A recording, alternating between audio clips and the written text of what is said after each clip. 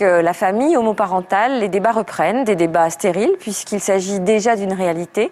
Karine et Elodie ont donné naissance chacune à leur tour à Vassili et Siloé grâce à un même donneur de sperme auquel elles ont eu recours en Belgique. Fred Ferry et Damien Guichetot les ont suivis dans leur quotidien de maman. Karine et Elodie ont conçu leurs enfants, Vassili et Siloé, par insémination artificielle, avec un donneur inconnu. Tour à tour, chaque maman a porté un enfant. Donc voilà, ça c'est le début de vie. Voilà, notre fils, notre fille. Donc début d'une vie à 3, puis à 4. Voilà, et tout plein de souvenirs de la naissance. Premier pyjama qu'il a mis à la maternité. Quand on voit comment il est aujourd'hui, c'est vrai qu'on a du mal à se rendre compte. Normalement, dans une famille, il y a un livret avec le papa, la maman et les enfants. Et nous, on a chacune notre livret de famille. La chance. Et avec notre enfant biologique. Ça fait 8 ans qu'on est ensemble. Et puis voilà, donc ça fait maintenant 3 ans qu'on a Vassili. Puis bon, Vassili, au bout de 4 essais sur 6 mois à peu près, il est arrivé. Siloé, c'est encore plus rapide. Première fois, premier essai. Et voilà, Elodie nous a donné Siloé.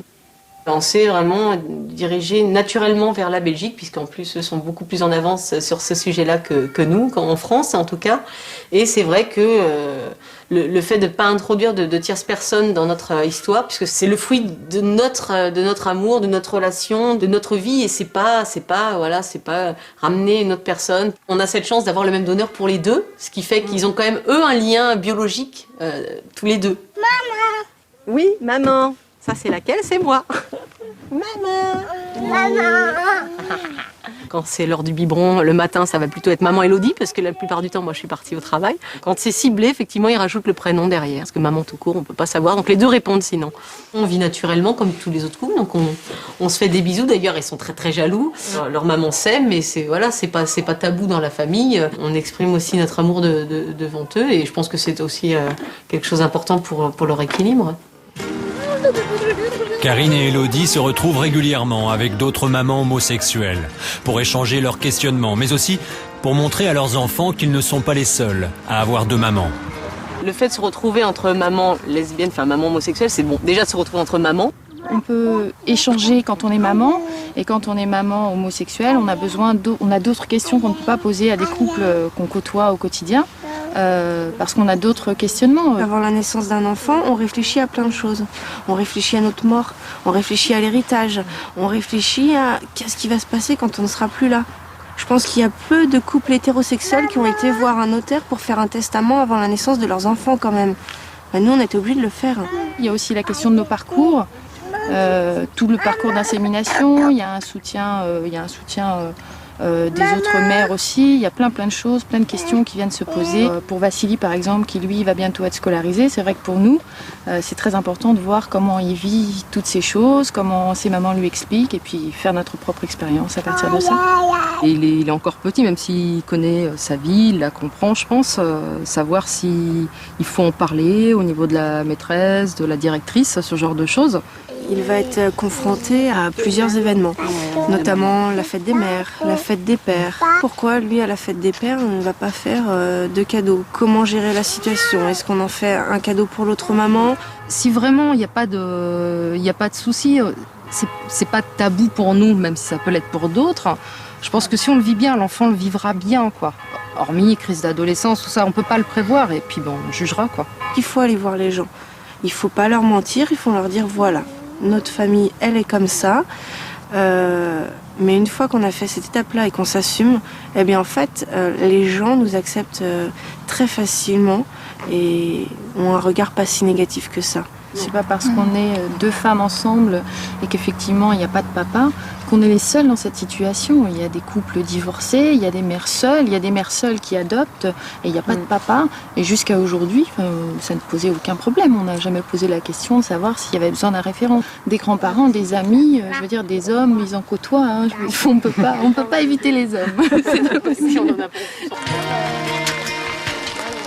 Elodie et Karine ont toujours eu le soutien de leurs proches, en particulier les parents d'Elodie, qui ont toujours été là pour elle, même dans les moments difficiles. quand on a découvert l'homosexualité d'Élodie, moi, personnellement, j'étais un peu assommé pendant 24 heures, quoi. Mais passé ces 24 heures, écoutez, on fera avec, hein.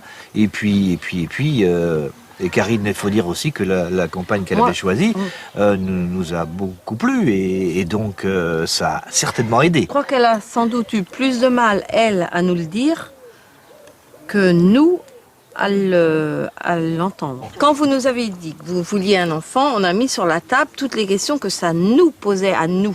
Plus tard, comment l'enfant il va se situer par rapport aux autres, par rapport à la société, par rapport au père qu'il ne connaîtra pas, peut-être le recherchera-t-il, enfin voudra-t-il le rechercher. Aux remarques désagréables qui manqueraient pas de lui arriver dès l'école primaire, puis plus tard, quoi. Nous, on a d'abord pensé à l'enfant. Les questions qu'ils nous ont posées, c'est vrai qu'on y a répondu assez facilement et assez rapidement dans la mesure où on se les était déjà posées, ces questions-là, parce que c'est vrai qu'on en avait parlé toutes les deux de nombreuses nuits, de nombreuses journées. À l'absence du père, effectivement, on y répondra au fur et à mesure. Et c'est surtout le problème en fait qui se pose le plus pour les gens. Un enfant, c'est un papa, une maman. Qu'est-ce qu'il va se dire où il est mon papa? Lui, il n'a pas de tabou.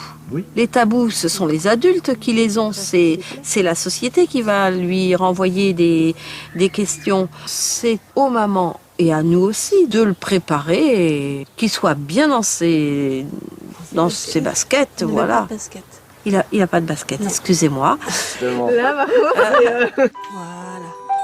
Hop là. Allez, au lit, mon ange. Tu t'allonges correctement. Et puis on va raconter l'histoire. Théo a 2 mamans, explique Pauline. Mais dans une famille, il y a un papa et une maman. Mais pas de maman. Maman, elle est de maman. Bah oui, comme Théo. Ce qui importe, c'est qu'elles soient heureuses, bien dans leur tête, et que les enfants soient épanouis. Et là, je peux vous assurer que les enfants sont épanouis.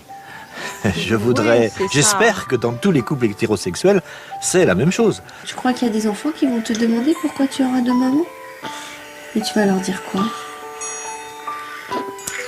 Je vais leur dire, c'est normal.